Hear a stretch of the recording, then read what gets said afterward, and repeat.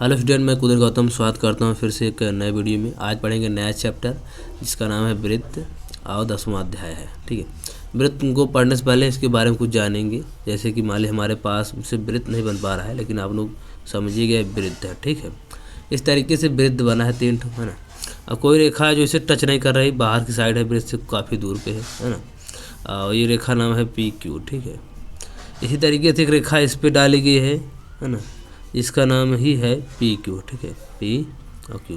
और जहाँ जहाँ ये काट रहा है उसका नाम है, मान लो मैं मान लेता हूँ इसका नाम मान लो A, इसका नाम B मान लेता हूँ। ठीक है, इसी तरीके से एक रेखा यहाँ से गई है जो उसे क्या टच कर रही है। ठीक है, टच करते हुए जा रही है, तो हम क्या किए, इसका नाम रख दिए P और इसका नाम रख दिए Q, और ये जहाँ पर टच कर रहा है इसका नाम रख देते हैं हम A। ठीक, ये हमारे पास 3 वृत्त हैं। अब इस तरीके से जो रेखाएं क्या हो वृत्त को टच कर रही हैं, कोई टच नहीं कर रहा, क्या कहेंगे। तो ध्यान दीजिए, ये वृत्त है अपना, है ना। वृत्त पे एक रेखा है जो क्या कर रहा है, टच करते हुए जा रही है। तो टच करना मतलब स्पर्श कर रहा है, तो स्पर्श करते हुए जा रहे इसे बोलेंगे स्पर्श रेखा बोलेंगे। ठीक, इस रेखा को PQ क्या बोलेंगे, स्पर्श रेखा बोलेंगे। ठीक है, और जहाँ पर टच कर रही है उसको बोलेंगे स्पर्श बिंदु, स्पर्श बिंदु बोलेंगे। ठीक है, स्पर्श बिंदु कहाँ है, A पे है। ठीक, ये क्या हो अपना स्पर्श बिंदु है, इसे बोलेंगे स्पर्श बिंदु और इसे बोलेंगे स्पर्श रेखा। अब बात आती है दूसरे वाले में। देखो PQ है एक रेखा जो क्या कर वृत्त के 2 बिंदुओं को प्रतिच्छेद कर रहा है, इसीलिए क्या होगा, इसका नाम होगा प्रतिच्छेदी रेखा। प्रतिच्छेदी रेखा या छेदक रेखा भी बोल सकते हो। प्रतिच्छेदी रेखा मतलब PQ क्या है, इसमें प्रतिच्छेदी रेखा है। ठीक है, और इस 2 बिंदुओं पर टच कर रहे हैं, है ना, मतलब प्रतिच्छेद कर रहे हैं, तो ये B और A है अपना। ठीक है, तो इसे बोलते हैं प्रतिच्छेदी रेखा, क्योंकि ये 2 बिंदु पर प्रतिच्छेद कर रहा है, इसीलिए इसका नाम हो गया प्रतिच्छेदी रेखा। अगर एक बिंदु पर टच करता है या प्रतिच्छेद करता तो स्पर्श बिंदु या स्पर्श रेखा होता। और इसमें देखिए जो PQ रेखा है वो O पे क्या कर रहा है, कहीं भी प्रतिच्छेद नहीं कर रहा है, तो बोलेंगे इसे अप्रतिच्छेदी रेखा। अप्रतिच्छेदी रेखा मतलब कि किसी भी बिंदु पर टच नहीं करना, टच ही कर रहा है, न एक बिंदु दूसरे बिंदु को टच नहीं करना, काट रहा है, तो इसे बोलेंगे अप्रतिच्छेदी रेखा। ठीक है, ये बात हो गई। देखिए इसमें प्रतिच्छेदी रेखा कब होता है, जब वह 2 बिंदुओं को प्रतिच्छेद करे। जब 2 बिंदुओं को क्या करे, प्रतिच्छेदी रेखा वृत्त के किसी 2 बिंदुओं को प्रतिच्छेद करे, काटे, उसे बोलेंगे प्रतिच्छेदी रेखा। और जब कोई स्पर्श रेखा, तो कोई भी रेखा जब वृत्त के किसी एक बिंदु को स्पर्श करे, टच करे, उसे बोलेंगे स्पर्श रेखा, और जहाँ टच करता है उसे बोलते हैं स्पर्श बिंदु। ठीक है, अब बात आती है कि मान लीजिए कोई वृत्त है, इस पर कितनी स्पर्श रेखा हो सकती है, इस पर कितनी स्पर्श रेखा हो सकती है। तो ध्यान दीजिए, स्पर्श रेखा कितनी हो सकती है, जितना वृत्त पर बिंदु होंगे, जितना वृत्त पर बिंदु हो गया, जितने जो वृत्त है जितने बिंदुओं से मिलकर बना, बहुत सारे बिंदु होंगे इस पर, है ना, बहुत सारे बिंदु होंगे, हजारों करोड़ों बिंदु होंगे। जब आप इसको जूम करोगे, बड़ा करोगे, तो देखोगे इस पर बहुत सारे बिंदु मिलेंगे। और जो क्या होता है, स्पर्श रेखा होता है, स्पर्श बिंदु होता है, स्पर्श रेखा होता है, वो सिर्फ अगर टच करता है, सिर्फ एक ही बिंदु को टच करेगा। अगर 2 बिंदु को टच कर देगा तो प्रतिच्छेदी रेखा हो जाएगी। अगर मान लीजिए यहाँ से 2 बिंदु को टच करते हुए जाएगा ना, तो क्या हो जाएगा, वो प्रतिच्छेदी रेखा का अंदर आ जाएगी, क्योंकि प्रतिच्छेदी रेखा क्या 2 बिंदु को टच करता है, तो प्रतिच्छेदी रेखा आ जाएगी। ठीक है, लेकिन अगर जब वह एक बिंदु को प्रतिच्छेद करेगा तो वो हो जाएगा स्पर्श बिंदु हो जाएगा, स्पर्श रेखा हो जाएगा, है ना। और जहाँ टच करेगा वो स्पर्श बिंदु हो जाएगी। तो वृत्त पर कितनी स्पर्श रेखाएं खींची जा सकती है, अनंत खींची जा सकती है, अनंत। या बोल सकते हो जितना वृत्त पर बिंदु होंगे, उतने ही क्या होगा, स्पर्श रेखाएं खींची जा सकती हैं। ठीक है, इसके बाद बात आती है कि मान लीजिए कोई वृत्त है ना, कोई वृत्त है, वृत्त सही नहीं बन पा, लेकिन आप समझने की कोशिश कीजिए।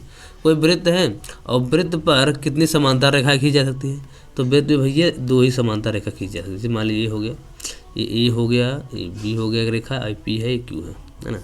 तो यहाँ से एक रेखा खींची गई, यहाँ से इस बिंदु से ऐसे एक रेखा खींची गई, तो ये रेखा जो होगी एक ही होगी। ठीक है, 2 ही रेखा होंगी जो क्या होगी, आपस में समांतर होगी, मतलब 2 स्पर्श रेखाएं खींची जा सकती हैं जो क्या हो, आपस में समांतर हो सकती है। इसके सिवा नहीं, तीसरी खींचोगे तो नहीं होगा, है ना।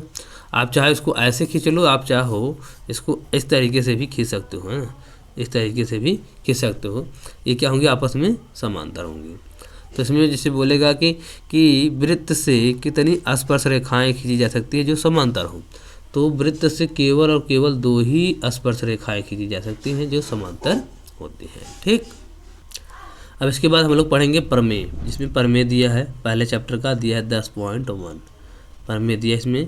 ठीक है, तो हम लोग इसको पढ़ेंगे, लेकिन हमने जान लिया, मोटा मोटा जान लिया कि प्रतिच्छेदी अप्रतिच्छेदी रेखा वो होती है जो वृत्त को टच न करे, बाहर ही हो। ठीक है, होता है प्रतिच्छेदी रेखा। प्रतिच्छेदी रेखा वो होती है जो वृत्त के किसी 2 बिंदुओं को टच करे या प्रतिच्छेद करे, उसे बोलते हैं प्रतिच्छेदी रेखा, है ना। और स्पर्श बिंदु या स्पर्श रेखा उसे कहते हैं जो वृत्त के किसी एक बिंदु को टच करते हुए जाए, उसे स्पर्श रेखा कहते हैं। और जिस बिंदु पर टच करता है उसे बोलते हैं स्पर्श बिंदु। ठीक है, ये हो गया। अब बात आती है कि जैसे वृत्त पर कितनी ऐसी रेखाएं खींची जा सकती हैं जो समांतर हो। तो 2 ही स्पर्श रेखाएं खींची जा सकती हैं जो क्या होती हैं, आपस में समांतर होते हैं। ठीक है, अब इसमें बोला जाएगा कि वृत्त पर कितनी स्पर्श रेखाएं खींची जा सकती, तो वृत्त जितने बिंदुओं से मिलकर बना होगा उतनी ही स्पर्श रेखाएं खींची जा सकती, क्योंकि वृत्त अनंत बिंदुओं से मिलकर बना होगा तो अनंत स्पर्श रेखाएं खींची जा सकती। क्यों? क्योंकि जो स्पर्श रेखा बनती हो एक ही बिंदु से होकर जाती है, 2 बिंदु से नहीं। अगर 2 बिंदु से होकर जाएगी तो प्रतिच्छेदी रेखा बन जाएगी, क्योंकि प्रतिच्छेदी रेखा ही 2 बिंदुओं से होकर जाती है। अब चलिए इसके बाद हम प्रमेय 10.1 के बारे में जानते हैं। प्रमेय 10.1 है, दिया है वृत्त के किसी बिंदु पर स्पर्श रेखा बिंदु से जाने वाले त्रिज्या पर लंब है। ठीक है, स्पर्श बिंदु से जाने वाले त्रिज्या पर लंब है। तो उसमें बोला है वृत्त की किसी बिंदु पर स्पर्श रेखा स्पर्श बिंदु से जाने वाली त्रिज्या पर लंब होती है। मतलब स्टाइल दिए, देखो ये वृत्त है ना, ये वृत्त है और स्पर्श बिंदु ये जहाँ टच होता है वो मैंने बता दी है। ये स्पर्श बिंदु क्या है, P, है ना। बिंदु P से क्या कर रहा है, एक रेखा गुजर रही जो है XY, ये दिया है। ठीक है, तो हमें जो दिया है केंद्र O वाला एक वृत्त है, O केंद्र वाला एक वृत्त हमारे पास दिया है, जिस पर बिंदु P से स्पर्श रेखा XY जाती है। मतलब इस P बिंदु से क्या है, एक XY रेखा गुजरती है, इसे स्पर्श बिंदु को टच करते हुए जा रही है। हमें सिद्ध करना है कि जो OP है लंब है XY पर, जो OP है भुजा, ये OP जो भुजा है वो XY पर लंब है, ये हमें सिद्ध करना है। देखिए इस OP को लंब कब सिद्ध कर पाएंगे, OP को अगर हम सबसे छोटी भुजा सिद्ध कर लें, OP को सबसे छोटी भुजा सिद्ध कर लें तो ये इससे साबित हो जाएगा कि ये लंब है। ठीक है, तो हम क्या करेंगे, OP को हम सबसे छोटी भुजा सिद्ध करेंगे। तो सबसे छोटी भुजा सिद्ध करने के लिए तो हम क्या करेंगे, सबसे पहले हम यहाँ से एक रेखा खींचेंगे XY पर, है ना। देखो ये हो गया। तो O केंद्र से हमने क्या किया, X मतलब XY पर हमने क्या किया, एक रेखा खींचा जिसका नाम हम रखते हैं यहाँ पे Q। ठीक है, एक रेखा की जो क्या नाम रखा हमने, Q। और ये केंद्र से होकर जाता है, जो P बिंदु है स्पर्श बिंदु है, स्पर्श बिंदु से ये जो रेखा बनी है ये केंद्र से होकर जाता है ना, केंद्र से होकर जा रहा है, अर्थात ये केंद्र से होकर जाएगा, क्या हो जाता है, त्रिज्या हो जाएगा। तो इसे हम क्या लिख सकते हैं, R लिख सकते हैं, या सुनो R लिख सकते हैं। तो केंद्र से होकर जाता है स्पर्श बिंदु तक, तो ये क्या है, अपना त्रिज्या है। क्योंकि कोई चीज़ जो कोई रेखा होती है जो क्या होती है, जब इस तरीके से किसी परिधि तक मिलाए केंद्र से परिधि तक जाती है तो वो अपना क्या होता है, त्रिज्या होता है। तो ये भी क्या, केंद्र से P बिंदु तक गया है तो त्रिज्या होगा, है ना।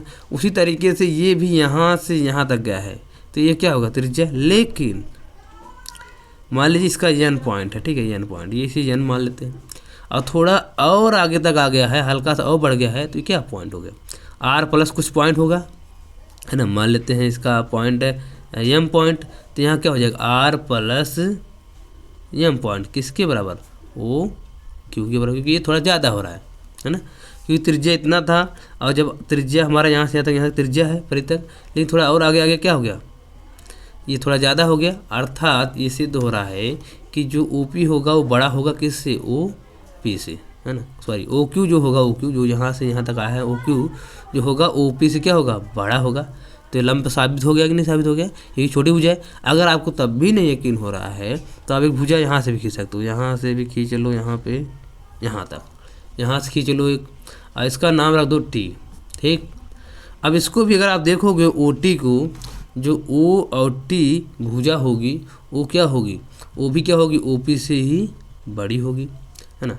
OP से क्या होगा, बड़ी होगी OT भुजा। क्यों, क्योंकि यहाँ से यहाँ तक क्या होगा, अपना R होगा, यहाँ से केन से पाई तक क्या होगा अपना आर होगा, और यहाँ से यहाँ तक क्या होगा आर प्लस जो भी हो, मान लीजिए 2 सेंटीमीटर है तो हो जाएगा आर प्लस 2 सेंटीमीटर, है ना, ये होगा। और जो हमारा ओ पी है टोटल कितना है आर ही है, तो ये भी बड़ा हो गया।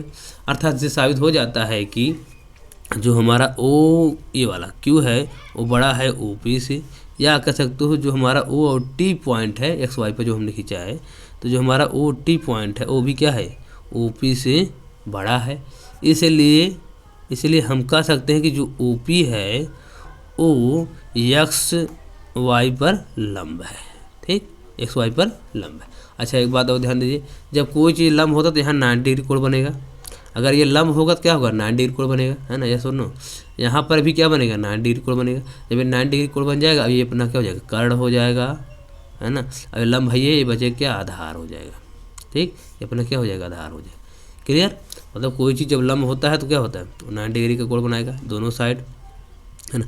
ऐसी जो भुजा जाएगी वो क्या होगी कर्ण होगी, क्योंकि 90 डिग्री सामने का होता है कर्ण, और यहाँ पे जो बचेगा वो हो जाता है आधार, ठीक।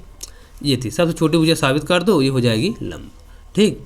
ये रहा अपना प्रमेय 10.1।